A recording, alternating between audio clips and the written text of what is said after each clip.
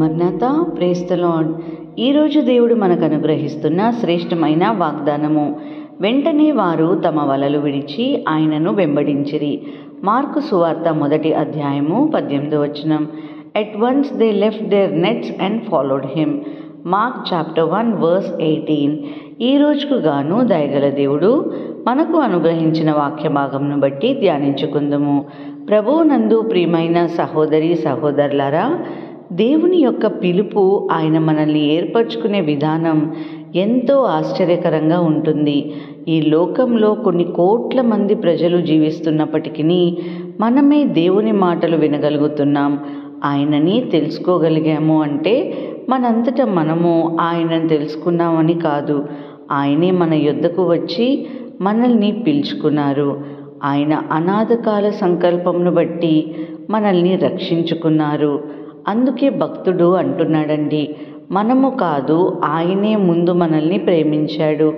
ఆయనే మనల్ని ప్రేమించి ఇంకా మనము ఎరగగా ముందే, ఆయన పేరైనను తెలియకముందే మన కోసం మన ప్రభు అయిన యేసయ్య తన ప్రాణంను పెట్టాడు.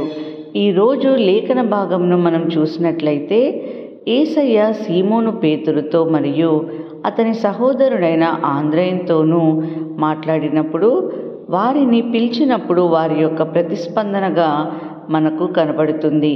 వాక్య భాగంలో వ్రాయబడి ఉన్నది, ఆయన గలిలియా సముద్ర తీరమున వెళ్ళుచుండగా సీమోను పేతురును సీమోను సహోదరుడైన ఆంద్రేయును సముద్రంలో వలలు వేయుట చూచెను.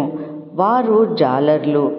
యేసున వెంబడి రండి, నేను మిమ్మల్ని మనుషులు పట్టు జాలర్లుగా పట్టువారుగా చేసేదను అని వారితో చెప్పిన వెంటనే వారు తమ వలను విడిచిపెట్టి ఆయన్ని వెంబడించిరి. పేతురు మరియు ఆంద్రేయ మంచి బిజీలో ఉండగా యేసయ్య వారిని పిలిచారండి. వారేమి ఖాళీగా లేరు, ఏ పని లేనటువంటి వ్యక్తులు కాదు. వారికంటూ ఒక కుటుంబం ఉన్నది, వారికంటూ ఒక వృత్తి ఉన్నది. ఆ వృత్తి చేసుకునేవారు జీవనమును కొనసాగిస్తున్నారు. అటువంటి వ్యక్తులుగా ఉన్న వారిని యేసయ్య పిలిచారు. నా వెంబడి రండి అని వారికి చెప్పారు. బైబిల్ గ్రంథంలో మనం చూసుకుంటే మరొక చోట యేసయ్య యవ్వన అధికారి ధనవంతుడైన మరొక వ్యక్తిని కూడా పిలిచారు. మీ యొక్క ఆస్తినంతా అమ్మి బీదలకు పంచిపెట్టు, నన్ను వెంబడించు అని అన్నప్పుడు ఆ యవనస్తుడు ఏమి చేశాడు? సరే ప్రభువా అని యేసయ్యను వెంబడించాడా? లేదు కదా. అతడు మిగులు ఆస్తి గలవాడు గనుక విసనపడుతూ అక్కడి నుండి వెళ్ళిపోయాడు. కానీ పేతురు అతని సహోదరుడైన ఆంద్రేయ మాత్రము వారి వలన గురించి, వారి వృత్తిని గురించి విడిచిపెట్టమన్నప్పుడు, పంచిపెట్టమన్నప్పుడు ఏమీ కూడా యేసయ్య చెప్పకపోయినప్పటికీ వెంటనే వారు తమ వలను విడిచి ఆయన్ని వెంబడించారండి. వారు ఆ రోజున యేసయ్యను వెంబడింపకపోయి ఉంటే అపోస్తలుగా పిలువబడేవారు కాదు. ఆ రోజున యేసయ్య ఇచ్చిన ఆ ఆఫర్ని రిజెక్ట్ చేస్తే వారి పరిస్థితి ఏమై ఉండేదో. ఈ రోజున ఈ మాటలు వింటున్న ప్రియమైన సహోదరి సహోదరుడా, ఈ రోజున ఈ లోకంలో అనేకుల దగ్గరికి దేవుని సువార్త వెళుతుంది. ఎంతోమంది సువార్థికులు, దైవజనులు ప్రయాసపడి దేవుని రాజ్యంలో పాలిభాగస్తులుగా పనిచేస్తున్నారు.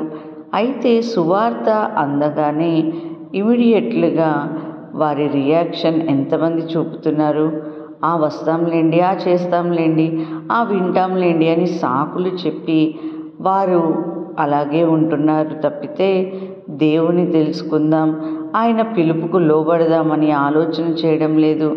వారి దాకే ఎందుకు, మనమైనా అంతే కదండి. అంత ఈజీగా దేవుని అంగీకరించడం లేదు కదా. ఎన్నో రోజులు, కొందరికి ఎన్నో సంవత్సరాలు పట్టింది ఆయన్ను అంగీకరించి తెలుసుకోవడానికి. ఒకవేళ ఈ మాటలు వింటున్నా నీతోనే దేవుడు మాట్లాడుతున్నాడేమో. నీవు అంగీకరించినట్లుగానే ఉన్నావు, కానీ నిజముగా వెంబడించడం లేదేమో. ఒక్కసారి పరీక్షించుకో.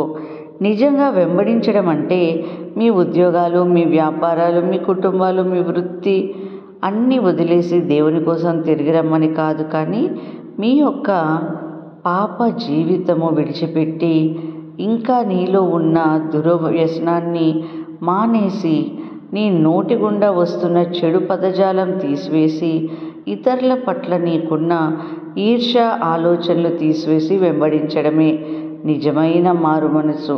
వారు వలలు విడిచిపెట్టినట్లుగా నీవు నీ పాపము అనే ఆ వలను విడిచి యేసును వెంబడించినట్లయితే నిన్ను కూడా దేవుడు దీవిస్తారు. నిత్య జీవములో యుగయుగములో నీవు కూడా ఆయనతో జీవించగలుగుతావు. మరి పేతురు అతని సహోదరుల వలె వెంటనే ఇప్పటికైనా వదిలి ఆయన్ని వెంబడిస్తావా? లేదా నా వల్ల కాదండి, ఆ యవనస్తుడైన ధనవంతుడైన అధికారి వ్యసనపడి వెళ్ళిపోయి నిత్య జీవాన్ని కోల్పోతావా? ఒకసారి ఆలోచించు. నిర్ణయం నీ చేతిలోనే ఉంది. యేసయ్యను వెంబడించిన వారు ఏ రోజు కూడా మోసపోలేదని గ్రహించు. ఆయన్ని వెంబడించు. ఈ మాటలు దేవుడు దీవించి మన హృదయంలో ఫలింపచేయునుగాక. వాక్య భాగమును బట్టి ప్రార్థించుకుందాం. అందరూ నాతో కలిసి ఏకీభవించగలరు. మహాపరిశుద్ధుడా, ఘనమైన తండ్రి, మీకు స్తోత్రములు ప్రభా. యేసయ్య ఇచ్చిన ఈ గొప్ప వాక్యం కొరకు స్తోత్రములు. అవును తండ్రి ప్రభా, మేము మిమ్మల్ని నా ప్రభా వెంబడించే వారంగా ఉండటానికి సహాయం చేయండి. అవును తండ్రి, కొంతమంది యేసయ్య మరి మీ బిడ్డలే నమ్ముకున్న వారే సమస్య రాగానే ప్రభా, శోధనలు రాగానే తండ్రి ప్రభా వెంటనే తండ్రి మరి వారు మారిపోచున్నారు తండ్రి, లోకంలో పడిపోచున్నారు తండ్రి. అటువలే ఉండకుండా ప్రభా, ఎన్ని సమస్యలు వచ్చినప్పటికీ, ఎన్ని కష్టాలు వచ్చినప్పటికీ ప్రభా మిమ్మల్ని వదలకుండా తండ్రి మీ మార్గంలో నడిచే వారంగా మమ్మల్ని దీవించండి. అవును తండ్రి, మీకు అసాధ్యమైంది ఏదీ లేదు. ఈ ప్రార్థనలో ఏకీభవిస్తున్న ప్రతి ఒక్కరి ప్రార్థన ఆలకించి వారి జీవితాల్లో గొప్ప కార్యమును జరిగించమని నజరేయుడైన యేసుక్రీస్తు అతి పరిశుద్ధ నామంలో అడిగి వేడుకొంచున్నాము తండ్రి. ఆమేన్.